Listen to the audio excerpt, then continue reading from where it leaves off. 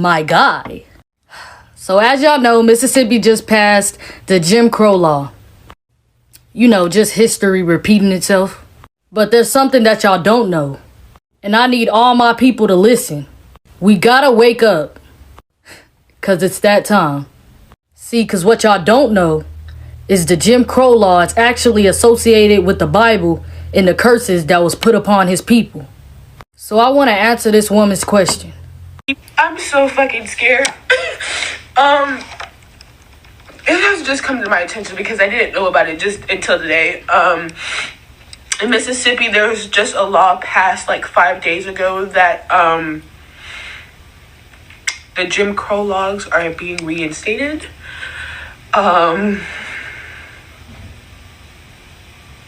That shouldn't be happening at all. And I know you may be wondering, this is like not my normal content on here, but I'm sorry, and I just have to make this known because what the fuck?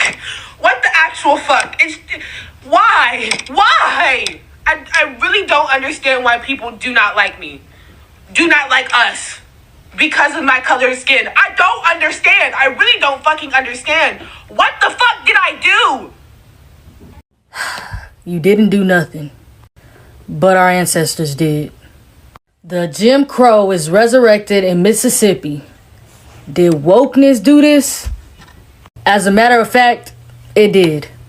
Now, some of us who have learned the truth are not surprised by this. It may alarm the sleepwalkers. The Most High have already told us that they will have hatred towards us. All you gotta do is read the word and the curses put upon his people. See, their problem is they finally starting to realize that their wicked rulership is almost up. But I ain't gonna lie, we finna go through some battles and it's gonna get worse before we leave. We warned our people that are sleepwalking that these nations hate us. And it has nothing to do with skin color. It's because of who we are. The tribe of Judah. The real Jews. It was prophesied that we would be hated throughout the four corners of the earth.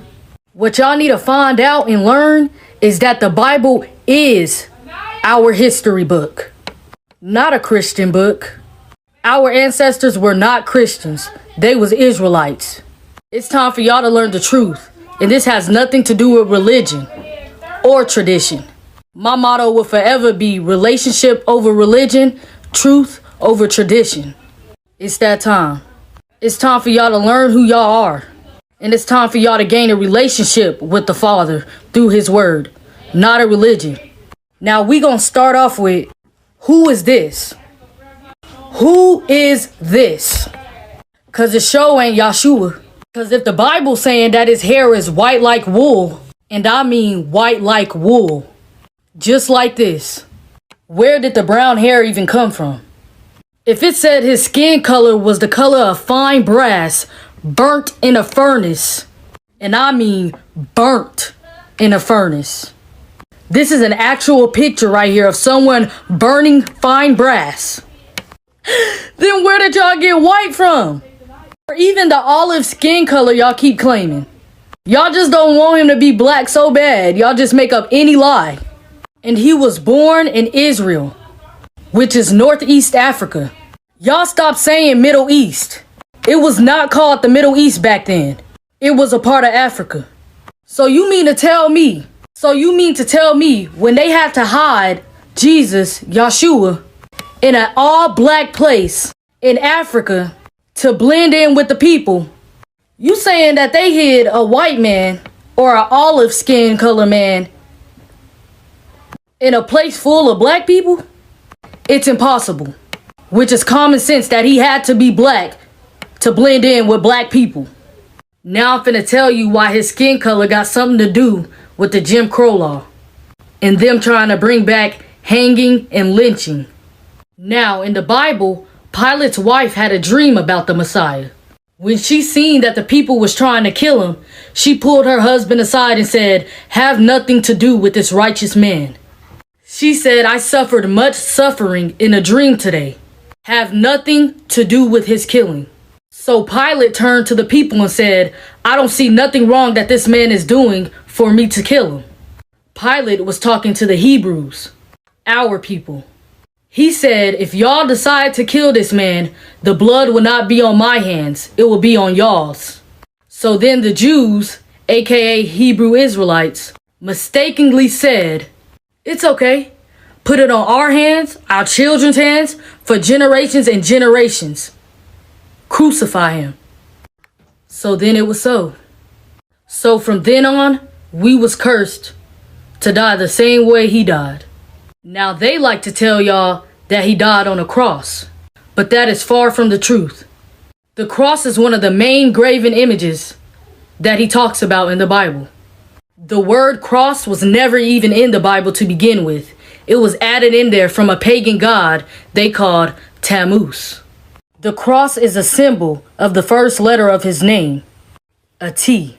Now, if you look at the history during those times, you would know that if you were worthy of death, you had to be hung. It was the law. Acts 5:30 even told you that he died from hanging from a tree. There was a divine curse placed on a hanged person. And if a man has committed a crime punishable by death, and he is put to death, you hang him on a tree. For a hanged man is cursed by God. And when they had carried out all that was written of him, they took him down from the tree and laid him in his tomb.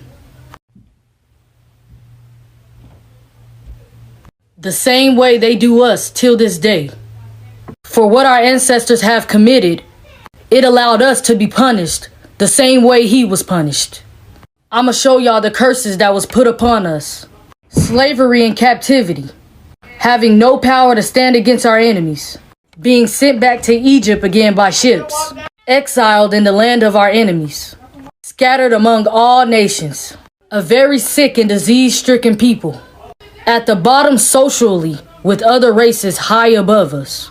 Lost the true knowledge of who we were and will be called by many scornful nicknames other than Israel and Hebrew, which is still happening to this day. Packed into prisons and jails.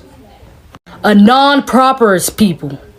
We even hate each other and oppress people by our enemies. The world will not tell you who or where the Israelites are today, but the scriptures will. There's nothing new underneath the sun. There is nothing new.